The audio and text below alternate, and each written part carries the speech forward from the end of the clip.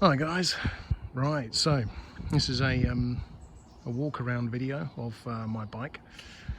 This is my Gen 1 Fazer 1000. It's a 2003. Had this for about 2 or 3 years, no, 3 years now.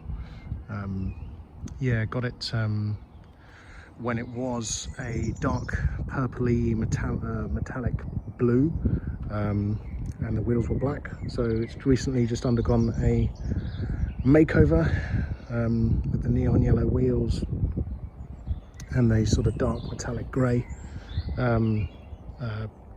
tank and bodywork.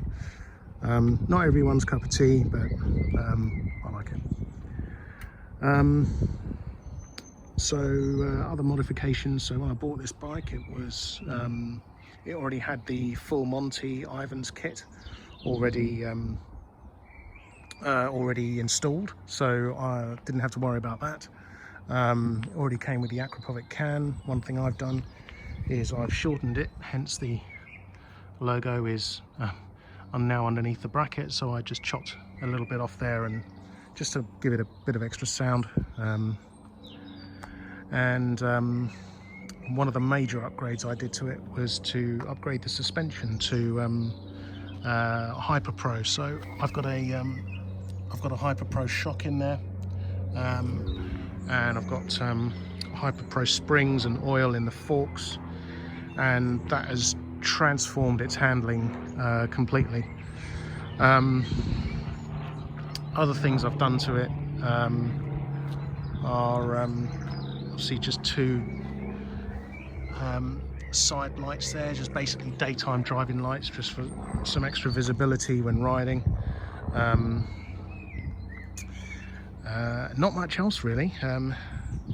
There's a sergeant seat here,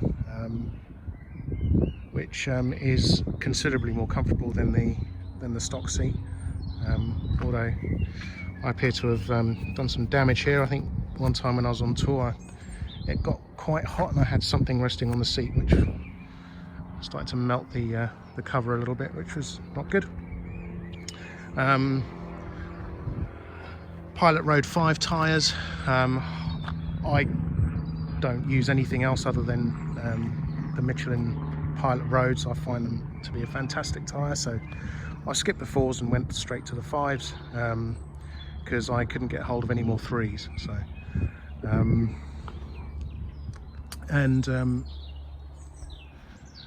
probably one of the things you've seen me go on about is this, which is the TFT Dash, which I currently build and make. So if you're after one of these, I'll put the link in the description below this video. And yeah, this basically replaces the original clocks and with a TFT unit that replicates all the original functionality and gives you a little bit more as well. So I've got my tyre pressures there as well. Yep, they're really low. I need to sort those out. And two little control buttons I've mounted here. And yeah, so that's the TFT Dash. This is one of the very earlier models I made, so it's actually got quite a few improvements since the first one. So if you did order, you'll get one of the nice new ones. So that's the TFT Dash, and along with that you'll get some covering panels, because you'll have these circular cutouts here which are left when you remove your old clocks, and you'll get some covering panels which just cover those up, and you'll get one on the other side as well. That'll just cover those gaps up nicely. That buzzing sound you can hear is another upgrade I've done to this bike, which is LED bulbs. So they seem to be quite bright, especially at night. I like them. Good old LEDs, and they seem to have lasted quite a long time as well. Other modifications are, at the moment I'm using the Renthal 658s, but I find them a bit too flat, so as you can see there, I've got risers on them just to bring them up a little bit. So what I'm going to do is probably get myself a set of 758s, and that'll probably sort me out nicely, because I don't really like the look of those risers on there. Yeah, that's pretty much it. So that's my ride. This has been a faithful machine. I've done quite a few European countries on this: France, Spain, Italy, Switzerland, Alps. Yeah, it's been absolutely amazing, and one of the best bikes I've ever ridden. So that's why I kind of like to treat it and spoil it a little bit with a nice new tech and a colour scheme that I'm happy with, and of course the best tyres I can get hold of.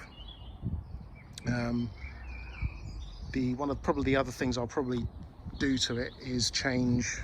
I think it needs a belly pan, so I just think that the downpipes look a bit exposed there, so I'm going to be getting a belly pan, probably making the same colour as the bodywork, that sort of dark grey. I might change the standard indicators. I mean, I've changed the indicator covers for clear ones, but I might put some LED indicators there, and I've gone for the clear LED tail light. So I'll switch the ignition on. You can see that in action. Seems to be okay. Especially at night, it's nice and visible. But one thing I don't like, as you'll be able to see in a minute, is when the indicators go in, you'll be able to see on the back. So when the left indicator's going, the LED dims a bit, and I don't like that. I need to investigate why it's doing that, but I think what I'll do is, once I switch over the indicators to use LEDs, I'll get an LED specific relay, so I don't have to use, like, you know, resistors and all sorts just to get the flashing rate up. So I'll get a proper LED flashing unit, and then hopefully that will sort that out. But yeah, that's my ride.